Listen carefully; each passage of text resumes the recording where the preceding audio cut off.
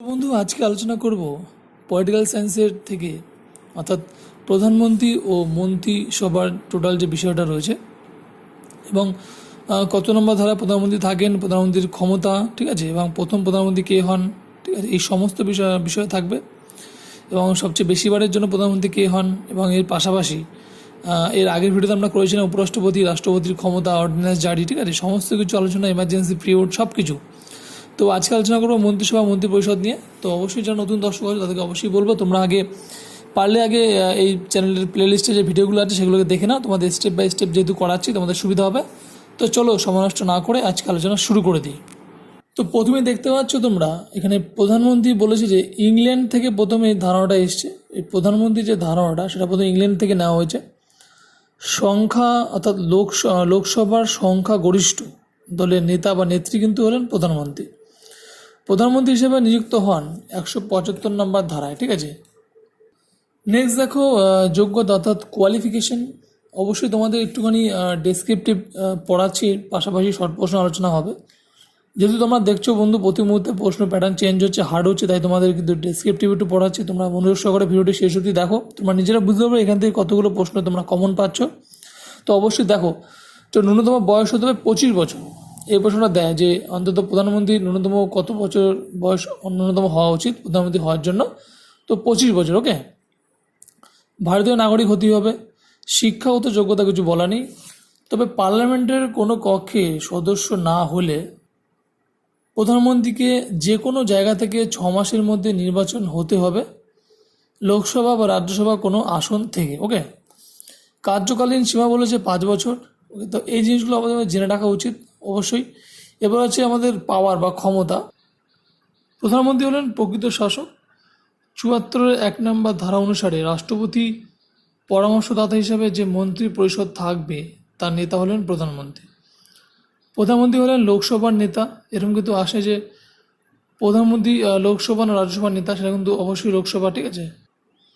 রাষ্ট্রপতি প্রধানমন্ত্রীর পরামর্শ অনুযায়ী অন্যান্য মন্ত্রীদের নিয়োগ ও দপ্তর বন্টন করেন। সংসদের সরকারের কার্যক্রম ও নীতি যথাযথভাবে উত্থাপন করেন। সংসদের গৃহীত নীতি ব্যাখ্যা করেন। দলীয় সদস্যদের আচার নিয়ন্ত্রণ করেন। সংসদ ও সদস্যদের সুযোগ সুবিধা বিতরণ করেন এবং সংসদীয় বিতর্কে যোগদান করেন এবং দলীয় সংসদ বিতর্কে জড়িয়ে পড়লে তাকে উদ্ধার করেন। তো এগুলো একটু জেনে রাখা উচিত আমাদের। সংসদে গুরুত্বপূর্ণ বিল উত্থাপন করেন এবং স্পিকারকে সংসদের পরিচালনা সহযোগিতা করেন। রাষ্ট্রপতি লোকসভা ভেঙে দেওয়ার পরামর্শ দিতে পারেন। তাহলে দেখো, রাষ্ট্রপতিকে লোকসভা ভেঙে দেওয়ার পরামর্শ দিতে পারেন কে? প্রধানমন্ত্রী। এই ক্ষমতাটা প্রধানমন্ত্রীর আছে। প্রধানমন্ত্রী রাষ্ট্রপতির প্রধান পরামর্শদাতা, ঠিক আছে। প্রধানমন্ত্রী হলেন শাসন বিভাগের প্রধান, অর্থাৎ সুপ্রিম কমান্ডার বলা হয়। অর্থাৎ প্রধানমন্ত্রী পদত্যাগপত্র পেশ করেন রাষ্ট্রপতির কাছে। এই প্রশ্নটা কিন্তু অনেক পরীক্ষায় আসে, আমরা দেখেছি যে প্রধানমন্ত্রী কার কাছে পদত্যাগপত্র জমা করে, সেটা কিন্তু রাষ্ট্রপতির কাছে। আর রাষ্ট্রপতি পদত্যাগপত্র কিন্তু উপরাষ্ট্রপতির কাছে জমা করে, ঠিক আছে, এটা মাথায় রাখো। আর উপরাষ্ট্রপতি আবার রাষ্ট্রপতির কাছে জমা করে, ঠিক আছে, এই হচ্ছে ব্যাপার। প্রথম প্রধানমন্ত্রী অর্থাৎ জওহরলাল নেহরু, 1947 থেকে 1964, ঠিক আছে, সবচেয়ে বেশি সময় হয়তো ছিল প্রধানমন্ত্রী জওহরলাল নেহরু। এ প্রসঙ্গে কিন্তু অনেক পরীক্ষা আসে, তোমরা একটু বিস্তারিত দেখে না এগুলো। অর্থাৎ জওহরলাল নেহরু কিন্তু সর্বাধিক সময় পদে ছিলেন। এরপরে প্রথম অ্যাক্টিং প্রধানমন্ত্রী হচ্ছে গুলজরিলাল নন্দা। প্রথম অকংগ্রেসি প্রধানমন্ত্রী হচ্ছে মোরারজি দেশাই। এ প্রশ্নটা অনেক পরীক্ষা আসে যে প্রথম অকংগ্রেসি প্রধানমন্ত্রীর নাম কি? মোরারজি দেশাই, ঠিক আছে। ইন্দিরা গান্ধী প্রথমবার প্রধানমন্ত্রী হয় 1966 সালে এবং 1967 ৭ অবধি ছিল। দ্বিতীয়বারে প্রধানমন্ত্রী হয় 1980 সালে ইন্দিরা গান্ধী, ঠিক আছে, 80 থেকে 84, এবং 84 অক্টোবরে কিন্তু ইন্দিরা গান্ধী মারা যায়, ওকে। ইয়ংগেস্ট প্রাইম মিনিস্টার অর্থাৎ রাজীব গান্ধী, ঠিক আছে, তার সন্তান রাজীব গান্ধী 84 থেকে 89 অবধি হয়। এবং সবচেয়ে বেশিবারের প্রধানমন্ত্রী হয়েছিলেন কিন্তু অটল বিহারী বাজপেয়ী। মোট 3 বার কিন্তু প্রধানমন্ত্রী হয়েছিল। এরকম আসতে পারে যে সবচেয়ে বেশি সময়ের জন্য প্রধানমন্ত্রী কে হয়েছিল? অটল বিহারী বাজপেয়ী। তাই বন্ধু তোমাদের কিন্তু এর জন্য একটু খুঁটিয়ে পড়তে বলছি, যেহেতু প্রতি মুহূর্তে সিলেবাস চেঞ্জ হচ্ছে, এখন প্রশ্ন কিন্তু একটু ডিফিকাল্ট আসবে, বুঝে শুনে অ্যান্সার দিতে হবে, তাই একটু খুঁটিয়ে পড়াচ্ছি। 20 দফা পরিকল্পনা কোন প্রধানমন্ত্রীর আমলে? এ একটা প্রশ্ন। এটা কিন্তু শ্রীমতী ইন্দিরা গান্ধীর আমলে, ঠিক আছে। এই প্রশ্ন আসতে পারে ঘুরিয়ে। লোকহিস্ট পরিকল্পনা কার? পিবি নরসিংহ রাও। এই প্রশ্নটা অনেক পরীক্ষা এসেছে, তোমরা একটু মিলিয়ে নাও, আমি যা বলছি সত্যি বলছি। তো লোকিস্ট এই যে কথাটা পরিকল্পনা কে করেছে, পিবি নরসিংহ রাও। ওকে, তো নেক্সট দেখো বর্তমান প্রধানমন্ত্রী এখন নরেন্দ্র মোদী। 26শে মে 2014 সাল থেকে তিনি অ্যাপয়েন্ট হয়, এরকম কিন্তু ডেটটা দিয়ে দিতে পারে বা কত সালে, তোমাদের একটু জেনে রাখো সালটা ভালো করে। এবং লোকসভার প্রথম অকংগ্রেসি দলের ক্ষমতায় আসে 1977 সালে মোরারজী দেশাইয়ের নেতৃত্বের জনতা দল, 1977, ঠিক আছে। বলছে কোন সালে সর্বপ্রথম কোনো রাজ্যের অকংগ্রেসি দলের ক্ষমতা আসে, 1957 সালে, ঠিক আছে। সেটা হচ্ছে কেরলের মুখ্যমন্ত্রী হন EMS নাম্বুদ্রিপাদ, ঠিক আছে, নাম্বুদ্রিপাদ, এ হচ্ছে কেরলের মুখ্যমন্ত্রী হন 1957 সালে। এবার আমরা চলে যাবো কাউন্সিল অফ মিনিস্টার, অর্থাৎ মন্ত্রী পরিষদ কে আছে না আছে, এগুলো এখান থেকে প্রশ্ন আসে কয়েকটা, তাই তোমাদের আলোচনা করবো আজকে। তো দেখো কাউন্সিল অফ মিনিস্টার হয় 3টে স্টেপ নিয়ে, অর্থাৎ পূর্ণ ক্যাবিনেট মন্ত্রী, রাষ্ট্রমন্ত্রী আর উপমন্ত্রী, হ্যাঁ, বা প্রতিমন্ত্রী। তো সামগ্রিকভাবে লোকসভার কাছে দায়িত্বশীল থাকে না এবং কোনো কক্ষের সদস্য না হয়ে সর্বোচ্চ 6 মাসের মতো মন্ত্রী থাকতে পারেন, ঠিক আছে, এই মন্ত্রীদের লিস্ট। তো এবার আমরা আলোচনা করব ভারতীয় সংসদ অর্থাৎ রাজ্যসভা, লোকসভা, স্পিকার নিয়ে যে টোটাল বিষয় রয়েছে, হ্যাঁ, তো সেটা নিয়ে আজকে আলোচনা করব। তো অবশ্যই ভিডিওটি শেষ অবধি দেখো, এখান থেকেও তোমরা কিছু প্রশ্ন পাবে। ওকে, তো চলো শুরু করছি।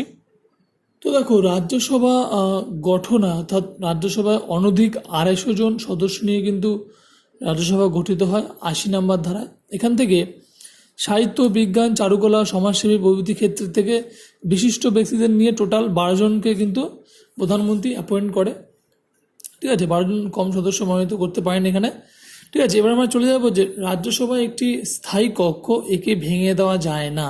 এই প্রশ্নটা আসে যে রাজ্য এমন একটা স্থায়ী কক্ষকে বলো যেখানে ভেঙে দেওয়া যায় না, অর্থাৎ রাজ্যসভা কিন্তু এটি স্থায়ী কক্ষ, একে কখনো ভেঙে দেওয়া যায় না।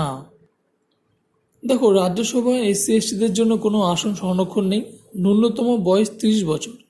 তো আমরা জানি রাজ্যসভায় 30 বছর, লোকসভায় 25 বছর, ঠিক আছে, অবশ্যই। এবং রাষ্ট্রপতি, উপরাষ্ট্রপতি 35 বছর, এই বয়সগুলো থেকে কিন্তু একটা প্রশ্ন থাকে, তাই তোমাদেরকে ডিটেলসে পড়াচ্ছি। এবং প্রার্থী 6 বছরের জন্য কিন্তু নির্বাচিত হয়, এই কিন্তু টোটালি আলাদা ফান্ডা, অবশ্যই দেখতেই পাচ্ছ তোমরা।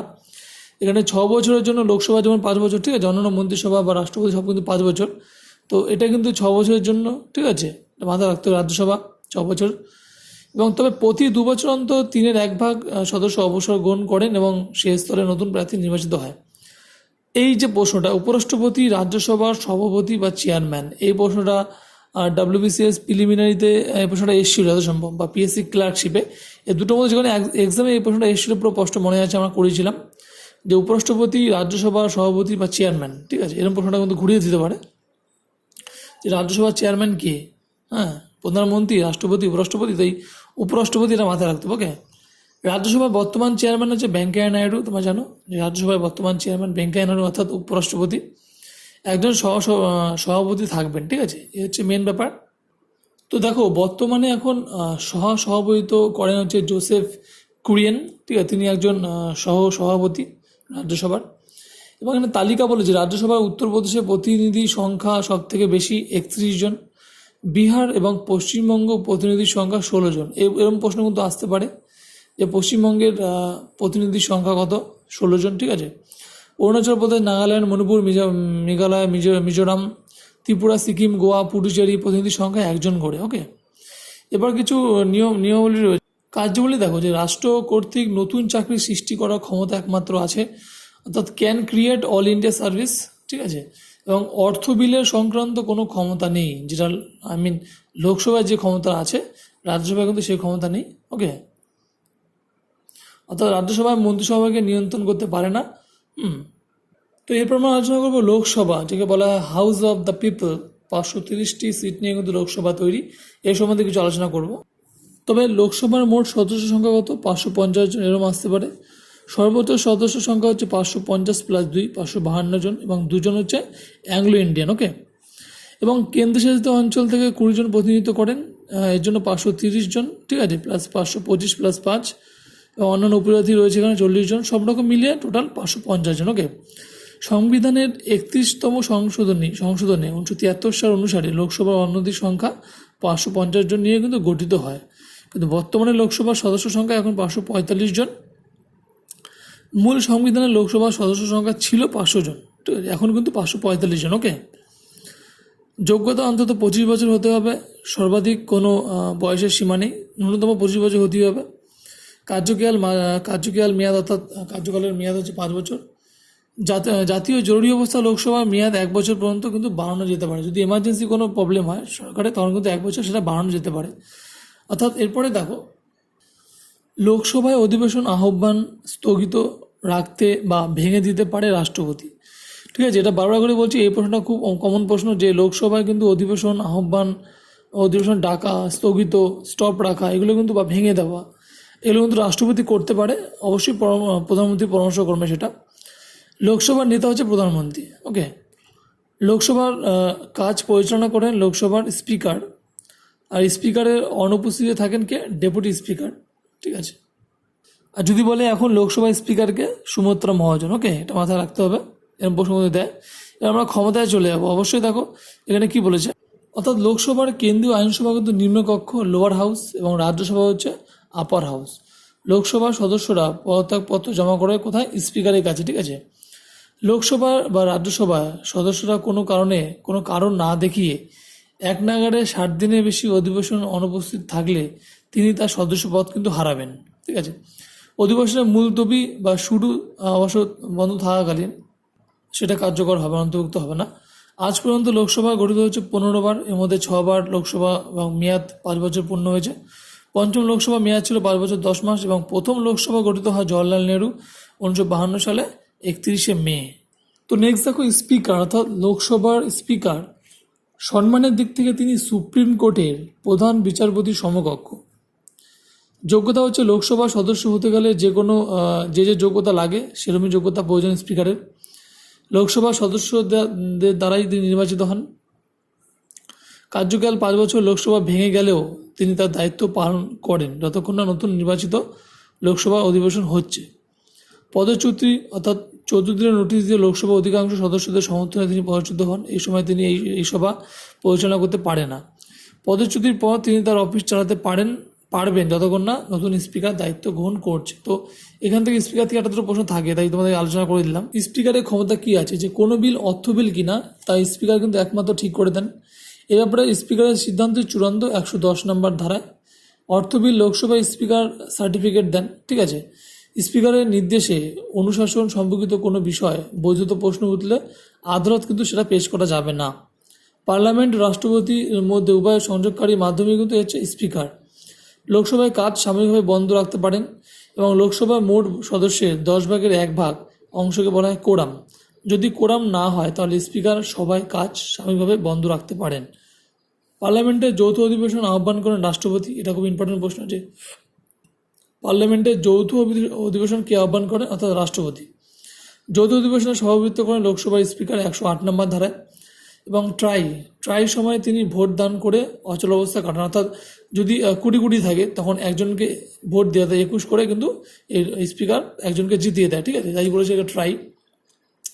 লোকসভার সদস্যদের পদ খারিজ করার ক্ষমতা স্পিকারের আছে। ঠিক আছে, লোকসভা সদস্যদের স্পিকারের সম্মতি ব্যক্তি রেখে পার্লামেন্টের এলাকার মধ্যে গ্রেপ্তার করা যাবে না। লোকসভার কোনো সদস্য ইংরেজি বা হিন্দিতে বক্তৃতা না দিতে পারলে স্পিকার সংশ্লিষ্ট সদস্যদের মাতৃভাষায় বক্তৃতা দেওয়ার সুযোগ দেন। তারপর স্পিকার সংশ্লিষ্ট বক্তৃতার ইংরেজি বা হিন্দি মাধ্যমে তিনি সেটা ট্রান্সলেট করে দেন। স্পিকারের অনুপস্থিতিতে ডেপুটি স্পিকার লোকসভার কার্য পরিচালনা করেন এবং ডেপুটি স্পিকার না থাকলে রাষ্ট্রপতি লোকসভার একজন সদস্য স্পিকারের কাজে চালান এবং কাজে লাগান, সেটা 95 ধারায় আছে। তো লোকসভার স্পিকারের মাসিক বেতন হচ্ছে 1.5 লাখ টাকা, মাসিক ভাতা 40,000। এগুলো খুব একটা দরকার নেই। লোকসভার প্রথম স্পিকার অর্থাৎ জিভি মাভালাঙ্কার অর্থাৎ গণেশ বাসুদেব মাভালাঙ্কার। এই প্রশ্নটা কিন্তু অনেক পরীক্ষায় এসেছে, যেহেতু তোমাদের বলছি একটু ডিটেলসে পড়াচ্ছি, এর জন্যই প্রশ্ন ভেতরে রয়েছে। এবং দ্বিতীয় স্পিকার হচ্ছে অনন্ত শয়ন অর্থাৎ আঙ্গেয়ার। ঠিক আছে, অনন্ত শয়নম আঙ্গেয়ার। তো দ্বিতীয় স্পিকার, প্রথম স্পিকার জিভি মাভালাঙ্কার, এটা কিন্তু প্রথমে আসে। এবং বর্তমানে স্পিকার আছে সুমিত্রা মহাজন। ঠিক আছে, এবং বর্তমানে লোকসভার ডেপুটি স্পিকার আছে এম নাম্বিদুরাই। ঠিক আছে, স্পিকার এবং ডেপুটি স্পিকার একে অন্যের কাছে তাদের পদত্যাগ জমা দেয়। সেশনস অফ পার্লামেন্ট অর্থাৎ পার্লামেন্টের অধিবেশন অর্থাৎ অধিবেশন আহ্বান করেন কিন্তু রাষ্ট্রপতি। তো বন্ধুরা একটু মনোযোগ সহকারে শেষ অবধি দেখো, তোমরা অবশ্যই উপকার পাবে এখান থেকে। দুটি অধিবেশনের মাঝে 6 মাস বেশি ব্যবধান থাকতে পারে না, ঠিক আছে। অর্থাৎ বছরে 3টি অধিবেশন হয়, বাজেট অধিবেশন এবং বাদল অধিবেশন এবং শীতকালীন অধিবেশন। অর্থাৎ বাজেট অধিবেশন, মনসুন সিজন এবং উইন্টার সিজন, এই 3টে কিন্তু অধিবেশন এরকম আসতে পারে যে টোটাল বছরে কটা অধিবেশন বসে, 3টি কিন্তু অধিবেশন বসে। ওকে, এবার দেখো যৌথ অধিবেশন অর্থাৎ জয়েন্ট সেশন আর্টিকেল 108 এরকম আসে যে যৌথ অধিবেশন কত নম্বর ধারায় আছে। অর্থাৎ মানি Bill and constitutional amendment bill বাদে অন্যান্য বিল নিয়ে দুই কক্ষের মতানৈক্য দেখা দিলে রাষ্ট্রপতি যৌথ অধিবেশন বা জয়েন্ট সেশন আহ্বান করেন এবং লোকসভার স্পিকার ওই সভায় সভাপতিত্ব করেন। ওকে, লোকসভা কিন্তু ভেঙে দেওয়া যায়, তাই বলে যে ডিসলিউশন অফ দ্য হাউস, শুধুমাত্র লোকসভা ভেঙে দেওয়া যায় না, ভেঙে দেওয়া যায়, রাজ্যসভা কিন্তু ভেঙে দেওয়া যায় না, ঠিক আছে। এবং প্রধানমন্ত্রীর পরামর্শে রাষ্ট্রপতি লোকসভা ভেঙে দিতে পারেন।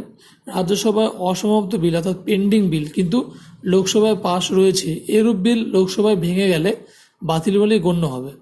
কিন্তু রাজ্যসভায় অসমাপ্ত বিল অর্থাৎ পেন্ডিং বিল লোকসভায় যদি পাশ হয়নি, এরূপ হলে কিন্তু সেই বিল ল্যাপস হয় না।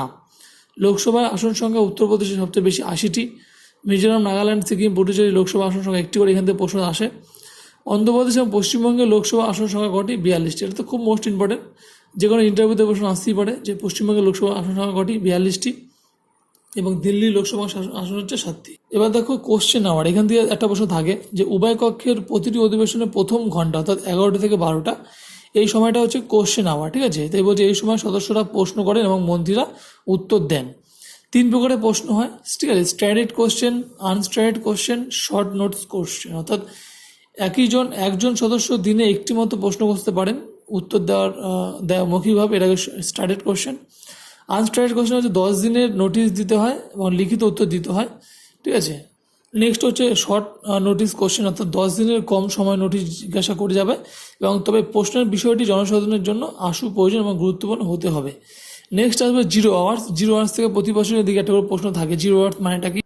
0 আওয়ার্স হচ্ছে 12টা থেকে 1টা অর্থাৎ 12 noon থেকে 1 PM ডেইলি, এটাকে 0 আওয়ার্স বলছে। অনেক সময় 0 আওয়ার্সের টাইম জিজ্ঞাসা করে পরীক্ষায় যে কোন টাইমটাকে 0 আওয়ার্স বলে, অর্থাৎ 12টা থেকে 1টা, এটা হচ্ছে 0 আওয়ার্স। এখানে আলোচ্য বিষয় কী থাকে যে call attendance and notation and question on the official statement and adjournment motion, ঠিক আছে। তো এই বিষয় নিয়ে কিন্তু 0 আওয়ার্স থাকে। তোমরা অবশ্যই মনোযোগ সহকারে ভিডিওটি দেখো, তোমাদের উপকারে লাগবে অবশ্যই। বন্ধুরা, ডেসক্রিপটিভ পড়াচ্ছি এবং শর্ট প্রশ্ন পড়াচ্ছি, তোমাদের উপকারে লাগবে, সেই জন্যই পুরো ভিডিওটা করছি, কষ্ট করে তোমাদের উপকারে। আমি চাই যে তোমরাও চাকরি পাবে, সেই আশায় রাখছি। তো অবশ্যই বন্ধু, কেমন ভিডিওটা লাগছে অবশ্যই তা কমেন্ট করে জানাবেন এবং ভালো লাগলে অবশ্যই একটা লাইক করবেন এবং চ্যানেলটিকে সাবস্ক্রাইব করে রাখো। প্রতিনিয়ত আপডেট পাওয়ার জন্য পাশে থাকা বেল আইকনটিকে প্রেস করে রাখো। আমি তোমার পাশে সবসময় আছি। চলো নেক্সট ভিডিওতে বিশেষ আলোচনা করবো। ওকে।